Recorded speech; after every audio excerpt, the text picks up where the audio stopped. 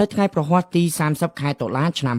2025ចិនបានចេញមុខអះអាងថាទីក្រុងប៉េកាំងបានប្រើវិធីផ្ទាល់របស់ខ្លួនក្នុងការជួយឲ្យកម្ពុជានិងថៃទទួលបាននូវសេចក្តីថ្លែងការណ៍រួមស្តីពីសន្តិភាពកាលពីថ្ងៃទី26តុលានៅក្នុងប្រទេសម៉ាឡេស៊ីនេះជាសម្ដីចេញពីមាត់របស់ប្រធានាធិបតីចិនលោកស៊ីជីនពីងប្រាប់ទៅប្រធានាធិបតីអាមេរិកលោកដូណាល់ត្រាំនៅក្នុងជំនួបទ្វេភាគីនៅប្រទេសកូរ៉េខាងត្បូងតាំងពីកម្ពុជានិងថៃបានចុះហត្ថលេខាលើសេចក្តីថ្លែងការណ៍រួមស្តីពីសន្តិភាពកូឡាឡាំពួរកាលពីថ្ងៃអាទិត្យទី26តុលាមកនេះជាលើកទី1ដែលចិនបានបញ្ចេញប្រតិកម្មដូចនេះអ្នកជំនាញផ្នែកកិច្ចការអន្តរជាតិកត់សម្គាល់ថាការដែលចិនបញ្ចេញប្រតិកម្មយឺតយ៉ាវក៏ព្រោះតែចង់រក្សាភាពអព្យាក្រឹតរបស់ខ្លួននៅក្នុងចំនួនព្រំដែនខ្មែរថៃលោកមនិតកិនភៀអ្នកជំនាញផ្នែកវិទ្យាសាស្ត្រនយោបាយកត់សម្គាល់ថាចិនបានជ្រៀតរំលេចពីការខិតខំរបស់អាមេរិកក្នុងការជួយដោះស្រាយចំនួនព្រំដែនកម្ពុជាថៃដូចយើងបានឃើញទាំងអស់គ្នាហើយបន្ទាប់ពីការចុះកិច្ចព្រមព្រៀងសន្តិភាពនៅទីក្រុងកូឡាឡាំពួររវាងប្រទេសកម្ពុជានិងថៃដែលមានសហរដ្ឋអាមេរិកជាអ្នកបោះមេនិងស្ថិតក្រោមការសម្របសម្រួលរបស់ប្រទេសម៉ាឡេស៊ីដែលជាប្រធានអាស៊ាននោះយើងឃើញថាមានបណ្ដាប្រទេសជាច្រើនបានចេញសារអបអរសាទរនិងគាំទ្រចំពោះការវិវត្តជាវិជ្ជមាននៅក្នុងការដោះស្រាយជម្លោះអធិបតេយ្យរវាងប្រទេសដែលនៅក្បែរខាងទាំងពីរនេះក៏ប៉ុន្តែអ្វីដែលជាការកត់សម្គាល់យើងមិនទាន់បានឃើញការចេញសារជាផ្លូវការពីសំណាក់រដ្ឋាភិបាលចិន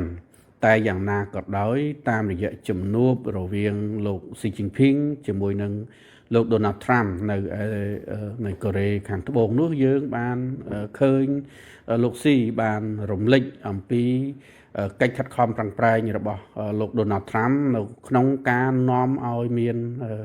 ការចុះនៅកិច្ចព្រមព្រៀង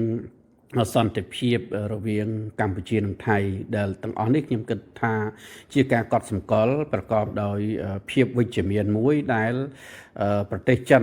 តំណាងដោយលោកប្រធានាធិបតីស៊ីជីនភីងនេះគឺបានផ្ដល់តម្លៃទៅដល់កិច្ច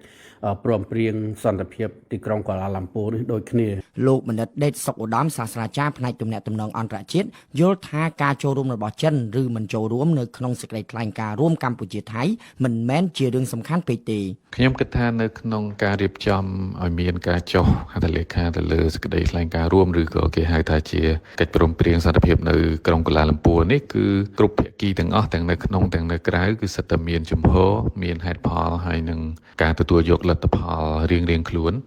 សម្រាប់សហរដ្ឋអាមេរិកជាពិសេសលោកដូណាល់ត្រាំគឺការ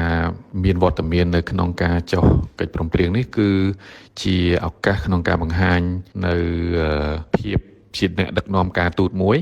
សូម្បីតែយើងមើលទៅលើ background ដែល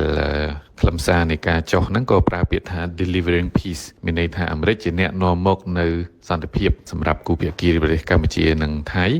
ហើយសម្រាប់អាស៊ានអ្វីបើថាដើរតួជា